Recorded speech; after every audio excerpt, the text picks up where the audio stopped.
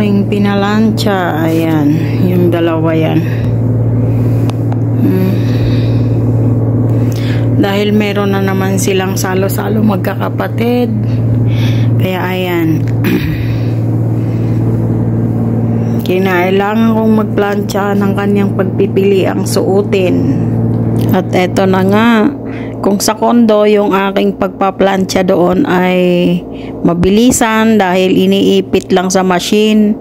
Dito naman yung aking plansya dito malapit ng mamaalam at ito ay mabigat tapos dumidikit siya.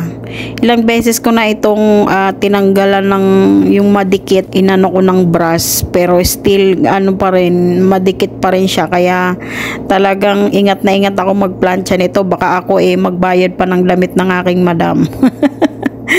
Kaya yan, eto talagang matagal ako magplansya dito dahil nga yung aking plansya ay kinokontrol ko at hindi ko siya sinasagad sa init dahil baka mamaya yung aking pinaplansya ay kainin na nitong plansya na to dahil nga madikit na siya. Dahil plansya ko ito mula nung ako ay dumating dito.